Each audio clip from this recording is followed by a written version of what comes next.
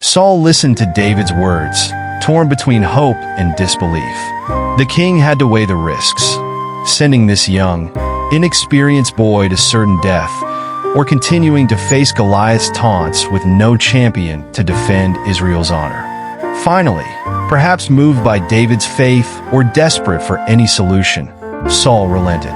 "Go," he said to David, "and may the Lord be with you."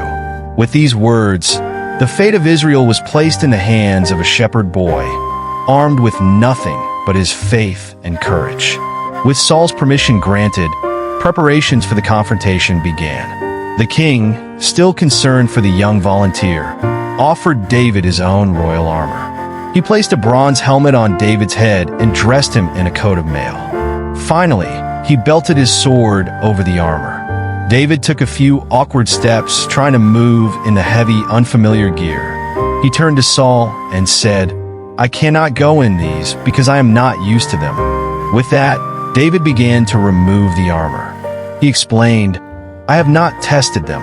This decision, seemingly foolish, demonstrated David's understanding of his own strengths and limitations. Instead of relying on traditional armor and weapons, David chose to face Goliath with the tools he knew best. He picked up his staff, a familiar companion from his shepherding days. Then, he made his way to a nearby stream, scanning the water's edge intently. With careful consideration, David selected 5 smooth stones from the stream bed, each one chosen for its perfect weight and aerodynamics. He placed these stones in the pouch of his shepherd's bag. Finally, he took his sling in hand, the simple yet deadly weapon he had used countless times to protect his flock from predators. As David stepped onto the battlefield, a hush fell over both armies. The Israelites watched with a mixture of hope and fear, while the Philistines laughed at the sight of the young shepherd boy. Goliath, standing tall and imposing, waited in the middle of the valley.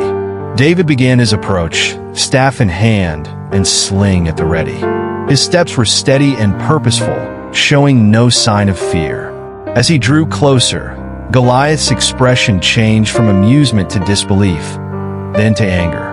Goliath, insulted by the Israelites' choice of champion, bellowed, "Am I a dog that you come at me with sticks?"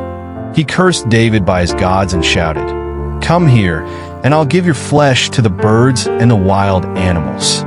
David, undaunted by Goliath's words, responded with unwavering faith and courage. He declared, "You come against me with sword and spear and javelin, but I come against you in the name of the Lord Almighty, the God of the armies of Israel, whom you have defied."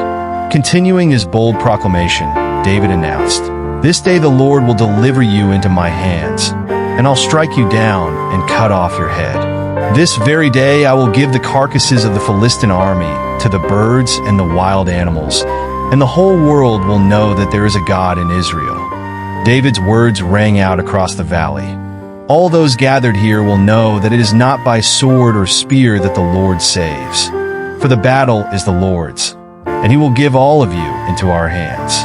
Enraged by David's speech, Goliath began to move towards him. The giant's heavy footsteps shook the ground, his armor clanking with each stride. David, however, did not wait for Goliath to reach him.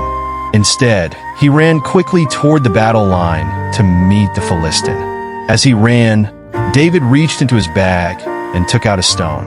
He loaded it into his sling, his movements quick and practiced. The battlefield fell silent, all eyes fixed on the young shepherd facing the mighty warrior. David began to whirl the sling above his head, faster and faster. The stone whistled through the air as it gained momentum. Goliath, still advancing, raised a shield, expecting a frontal assault. With perfect timing, David released the stone. It flew from his sling with incredible speed, a barely visible projectile streaking across the battlefield. The stone struck Goliath in the forehead, the one place not protected by armor. The giant's eyes rolled back, and he fell face down on the ground with a thunderous crash. The battlefield fell silent as Goliath's massive body hit the ground.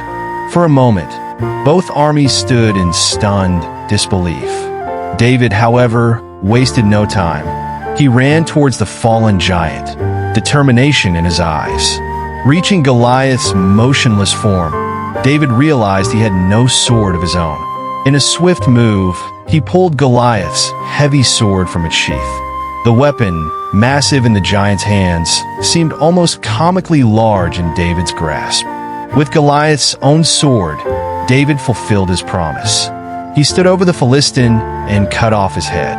The act was both a confirmation of victory and a powerful symbol.